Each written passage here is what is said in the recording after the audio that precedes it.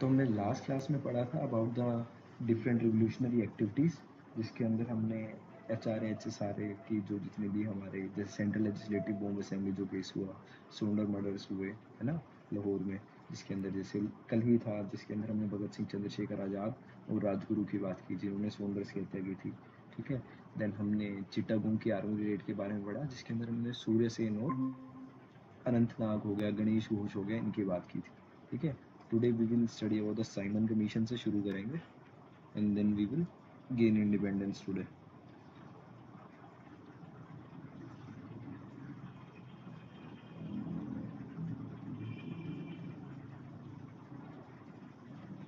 Simon commission की बात करते हैं। ठीक है, तो गवर्नमेंट ऑफ इंडिया एक्ट हम 1919 की बात जब हमने की थी, तो इसके 10 साल बाद एक स्टेटूटरी एक कमीशन बिठाया जाता है जिसके अंदर बात की जाती है what are the different working, किस तरीके से government of India act 1990 work कर रहा है। ठीक है, कमीशन हमने जैसे पहले भी देखा था ये रिव्यू करता है, तो इस एक्ट को रिव्यू करने के लिए साइमन कमीशन एस्टेब्लिश हुआ जस्ट आफ्टर द 10 ईयर। ठीक है, होना ये 1929 में चाहिए था, बट इट वाज प्रीपोन्ड और इसको 1927 में लेके आते हैं। ठीक है, तो बाद में एक जो व्यक्ति होते हैं that who is the president of this Simon commission, his name was John Simon, who was the president of this commission. तो वो आते हैं, एक काफ़ी कैटलिस्ट बन जाता है ये नेशनल मूवमेंट के लिए, क्योंकि जो ये कमीशन था इसके अंदर कोई भी इंडियन नहीं था, इसके अंदर 7 ब्रिटिश मेंबर थे। 7 ब्रिटिश मेंबर कह रहे हैं तुम इंडिया के लिए एक एक्ट लेके आए, उसका अगर रिव्यू कर रहे हो, उस रिव्यू की जो कमेटी है जो उसको रिव्यू कर रही है उसमें एक भी इंडियन नहीं है, दैट इज़ वेरी अनजस्टिफाइड। तो यहीं से एक पैन इंडियन एक मूवमेंट हमें दिखती है जो कि नारा लगाती है go back Simon, Simon go back. ठीक है, तो बाद में फिर जो उस टाइम पे सेक्रेटरी ऑफ स्टेट होते हैं दैट इज़ द बिर्केनहेड। ठीक है, तो उन्होंने कहा कि इंडियंस तुम तो कॉन्स्टिट्यूशन भी प्रोड्यूस नहीं कर सकते and you are talking about the Simon commission, इस तरीके का इंडिया को चैलेंज मिलता है। ठीक है, तो एक ऑल पार्टी कॉन्फ्रेंस होती है जिसमें हर पार्टी आती है। ठीक है, कांग्रेस आती है, दलित लीडर्स आते हैं, मुस्लिम लीग आती है, and they all decide to submit its report. ठीक है, एक रिपोर्ट सबमिट करने की बात करते हैं जिसको नेहरू रिपोर्ट बोला जाता है।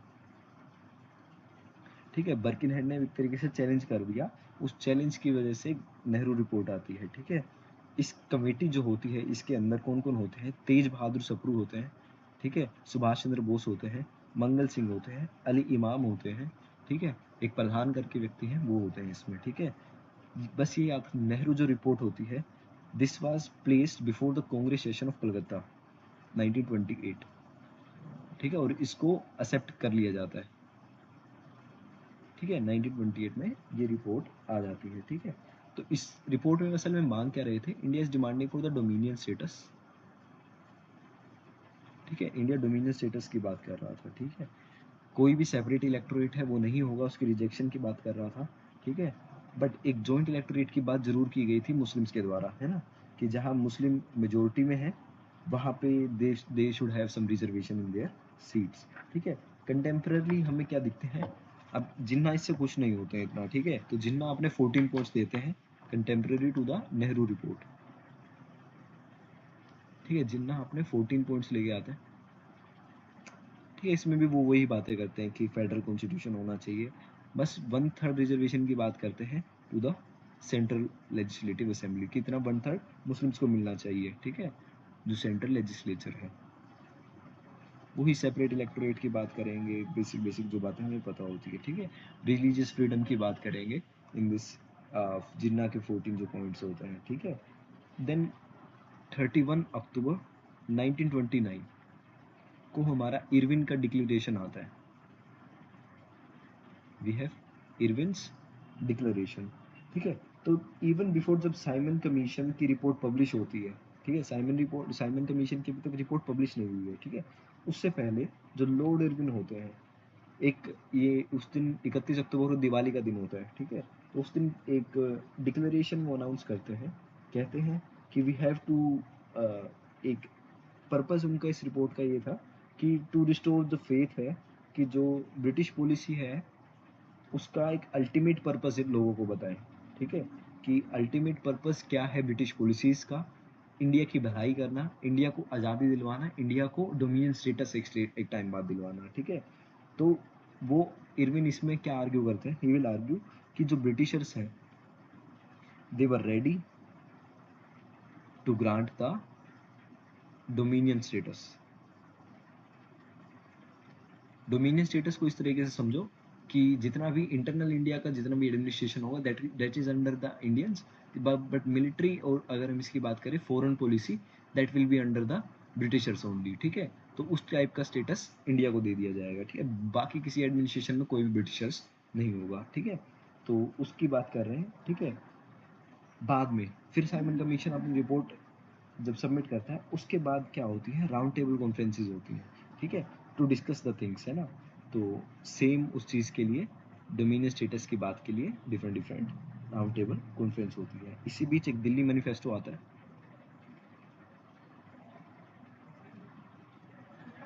इरविन ने जो प्रपोजल दिया इसके लगभग एक महीने बाद, एक नहीं कुछ ही दिन बाद, अक्टूबर नवंबर 2-3 दिन के बाद ही आता है, ठीक है। 2 नवंबर 1929 एक कॉन्फ्रेंस हुई, जितने भी नेशनल लीडर्स हैं उन सब ने दिल्ली मैनिफेस्टो लॉन्च किया, ठीक है। और कुछ कंडीशन रखी कि हम round table conference attend in conditions के बाद करेंगे, ठीक है। तो इसमें कहा कि सबसे पहले इम्प्लीमेंटेशन हो जाना चाहिए डोमिनियन स्टेटस का। ये बात नहीं होगी कि डोमिनियन स्टेटस मिलेगा या नहीं मिलेगा, मिल जाना चाहिए, ठीक है। तो गांधी मोतीलाल जी से मिलते हैं, ठीक है। मोतीलाल नेहरू फिर दोनों मिलके मिलते हैं लॉर्ड इरविन से। ये दिसंबर की बात है, लगभग एक महीने के बाद की, ठीक है। तो इस तरीके से पर्पस देखा जाता है कि राउंड टेबल कॉन्फ्रेंस का क्या पर्पस है, ठीक है। बट जो वाइस रॉय है, जो ये दिल्ली मैनिफेस्टो की बात आई थी, वाइस रॉय इरविन उन बातों को कैंसिल कर देते हैं, ठीक है। वहीं से हमारा पहला जो इम्पोर्टेंट लाहौर सेशन है वो होता है, जहाँ पे हमारी पूर्ण स्वराज की बात होती है, ठीक है। At this Lahore session of Congress यहाँ डिक्लेयर किया गया कि जो राउंड टेबल कॉन्फ्रेंस है उनको बॉयकॉट किया जाएगा। The sole reason was Delhi manifesto को नहीं माना गया, ठीक है। इरविन मना कर गया, ठीक है। और एक अब इस टाइम पे पूर्ण स्वराज की बात कर रहे हैं, अब डोमिनियन की बात नहीं कर रहे हैं, अब बात कर रहे हैं वी वॉन्ट इंडिपेंडेंस, ठीक है। इंडिपेंडेंस की बात होने लग गई थी, ठीक है। तो it was the date of this 26 Jan 1930, ठीक है। इसको फिक्स किया गया, it was fix as the day of independence, ठीक है। कह रहे ये तारीख आएगी वी विल बी इंडिपेंडेंट, ठीक है। और हर साल इस चीज़ को मनाया जाएगा, that's why this is our Republic day, है ना। तो उसके बाद गांधी का 11 पॉइंट का अल्टीमेटम आता है। 11 पॉइंट अल्टीमेटम, देखो बेसिकली क्या होता है, अगर गवर्नमेंट ये गांधी जी की जो ये 11 पॉइंट है इनको मानती है देन ठीक है, वरना जो मतलब जो सिविल डिसोबीडियंस मूवमेंट चल रहा है उसको कॉल ऑफ कर देंगे अगर ये 11 बातें वो मान लेते हैं, ठीक है। अगर नहीं मानते हैं this movement will be lost all over the India. क्या क्या होता था इसमें, जो आर्मी और सिविल सर्विस है उसको 50% से घटा दो, ठीक है। उसके बाद जो क्रिमिनल सीआईडी जो डिपार्टमेंट होता है, सीआईडी में क्या होता था, उसको रिफॉर्म्स करने की ज़रूरत है उसमें, ठीक है। आर्म्स एक्ट को चेंज करो, ठीक है। पॉलिटिकल प्रिजनर से हमको रिलीज़ करो, ठीक है। जो पोस्टल रिजर्वेशन बिल है उसको एक्सेप्ट करो, टेक्सटाइल प्रोडक्शन बढ़ाओ, सॉल टैक्स को एबॉलिश करो, गवर्नमेंट का जो लैंड रिवेन्यू है उसको 50% से घटाओ, ठीक है। गांधी जी ऐसी ऐसी बातें करते हैं, ठीक है। बट एज वी नो ये बातें नहीं मानी जाती है और सिविल डिसोबीडियंस मूवमेंट हमारा शुरू होता है। We have civil disobedience movement. तो जो सोल्ट होता था that was chosen by Gandhi as a symbol of resistance, क्योंकि it will be used as जितने भी बैरियर्स हैं, सोशल कैटेगरीज हैं, जितना भी इकोनॉमिक स्टेटस है लोगों का, ऑल काइंड ऑफ पीपल जो होते हैं वो क्या करते हैं, सोल्ट को यूज़ करते हैं, ठीक है। तो ब्रिटिश ने क्या किया था, उन्होंने इंडियंस को मना कर दिया था कि Indians you are forbid to manufacture the salt, उनको सोल्ट उगाना या फिर मैन्युफैक्चर करना उनको अलाउड ही नहीं है, ठीक है। It can be only done by English या फिर किसी यूरोपियन मैन्युफैक्चर ही सोल्ट को मैन्युफैक्चर कर सकता है, ठीक है। तो इसी क्रम में हम देखते हैं कि दांडी मार्च होता है हमारा 12 मार्च से 6 अप्रैल तक, 1930 की बात कर रहे हैं, ठीक है। तो 2 मार्च 1930 को गांधी जी वाइसरॉय को अपना प्लान बताते हैं, ठीक है। उस टाइम वो 78 आदमियों के साथ चलते हैं साबरमती आश्रम से, and he will directly move to the quarters in the Ahmedabad, और घूमते घूमते वो जाते हैं और जो डांडी का कोस्ट होता है वहाँ वो पहुँचते हैं। ठीक है, लगभग 240 माइल्स का वो रास्ता तय करते हैं। ठीक है, एंड जितने विलेजेस के हैं, विलेजेस के थ्रू जाते हैं, लोगों को जोड़ते रहते हैं। ठीक है, और वहाँ जाके फिर वो क्या करते हैं, they will violate the salt law. ठीक है, this is the salt law कि इंडियंस इसको मैन्युफैक्चर नहीं कर सकते। ठीक है, गांधी जी अब इस टाइम पे क्या कहते हैं, कह रहे हैं जहाँ भी पॉसिबल हो वहाँ जो सोल्ट लॉ है ना उसकी सिविल डिसोबीडियंस कर दो, मतलब जो भी रूल है उसकी सिविल डिसोबीडियंस कर दो, यानी उसको मत मानो, है ना। तो जितनी भी फॉरेन लिकर है, क्लोथ शॉप है, उनको पिकेट कर लो। ठीक है, लोगों ने गांधी जी कहते हैं कि हम टैक्स पे करने से रिफ्यूज कर सकते हैं। ठीक है, अगर हमारे पास स्ट्रेंथ है। लोगों को इस तरीके की बातें बताते हैं। लॉयर्स को कहते हैं अपनी प्रैक्टिस छोड़ दो।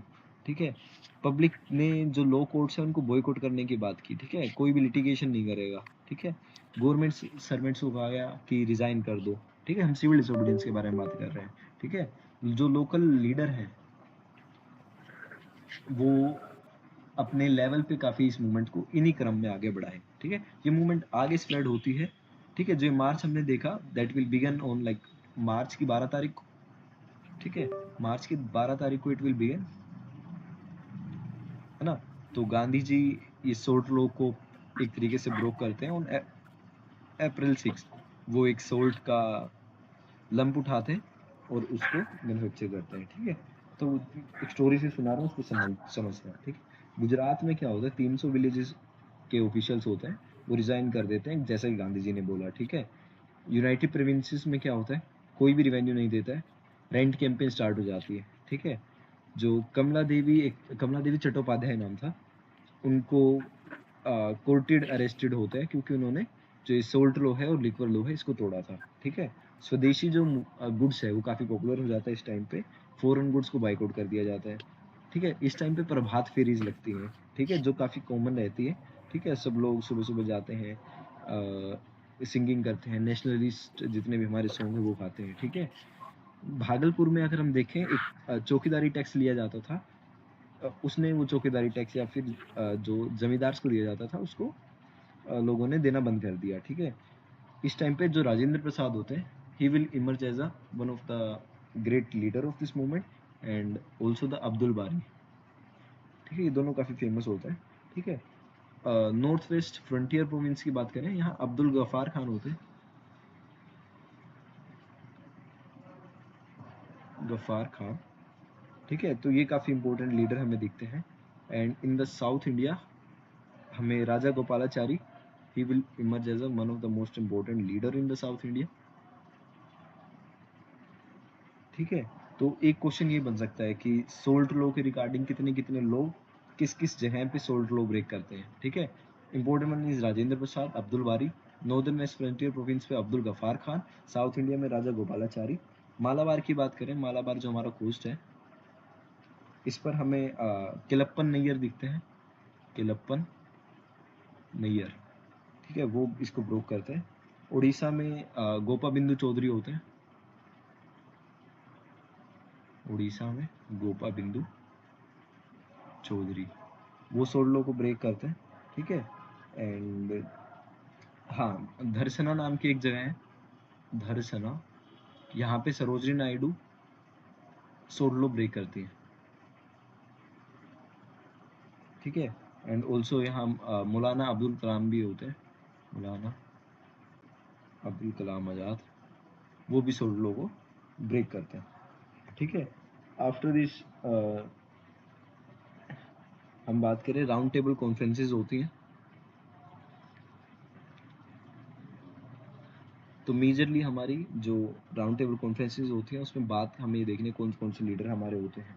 ठीक है, तो जो सबसे पहली हमारी राउंड टेबल कॉन्फ्रेंस होती है दैट इज़ इन 1930, जो नवंबर से जनवरी के आसपास चलती है। ठीक है, 1930 टू 1931।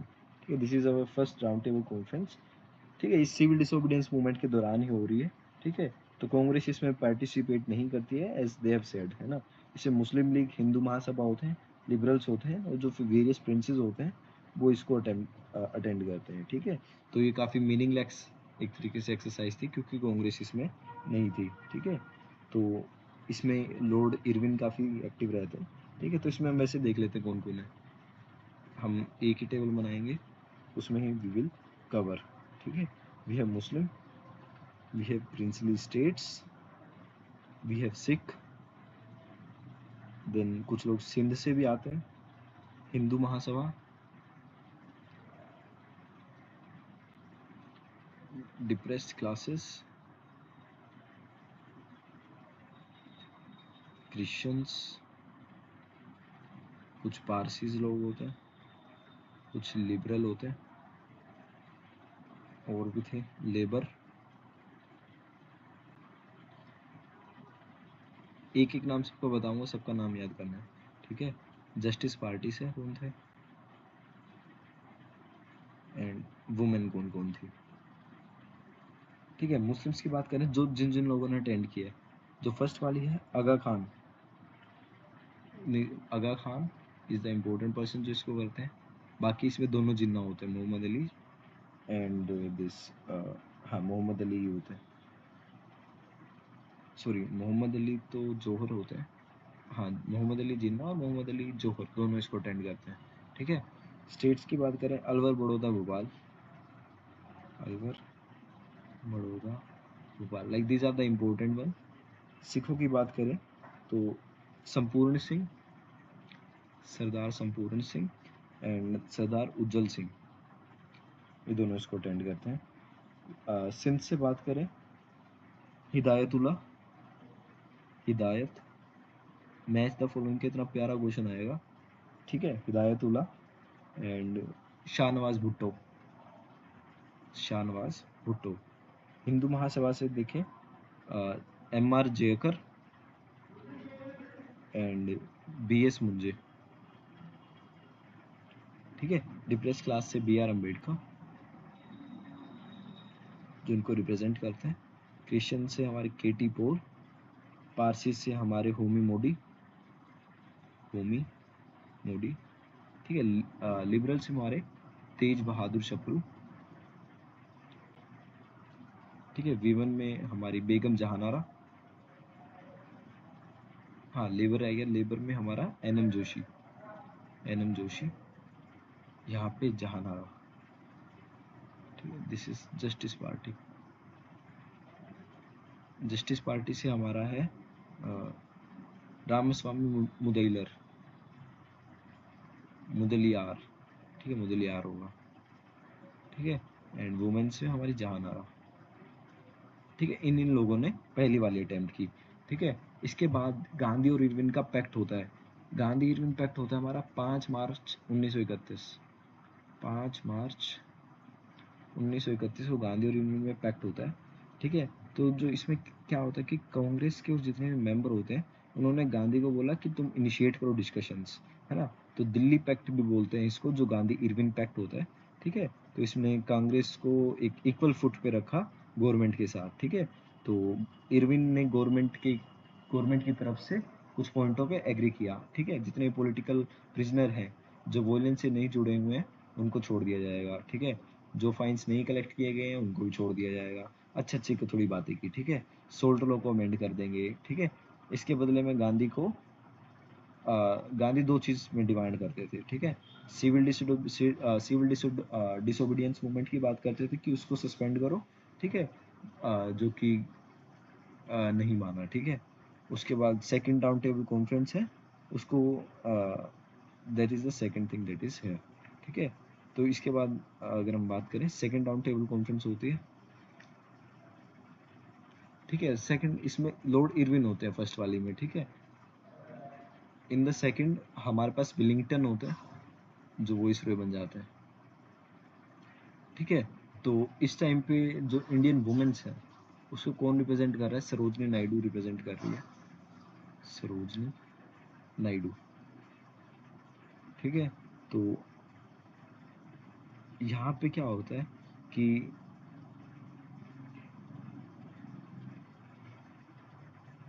हाँ, काफ़ी डेलीगेट्स थे जिनको ब्रिटिशर्स ने कहा कि Congress did not represent the all Indians, तो जितनी भी डेडलॉक वाली कंडीशन है वो हो गई थी, ठीक है, क्योंकि हर लोग सेपरेट इलेक्टोरेट मांग रहे थे, मुस्लिम्स, डिप्रेस क्लास, क्रिश्चियन, सबको अलग अलग सेपरेट इलेक्टोरेट चाहिए था, ठीक है। तो इसको एक तरीके से गांधी वर्सेस माइनॉरिटीज़ बोल सकते हैं, ठीक है। तो इस टाइम पे गांधी वर्सेस माइनॉरिटीज़ हो गया था, ठीक है। तो ये जो सेशन होता है इसमें कोई कंक्लूजन नहीं निकलता है, ठीक है। तो वही वाली चीज़ है।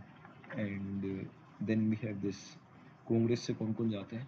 कांग्रेस से हमारे गांधी जाते हैं, ठीक है।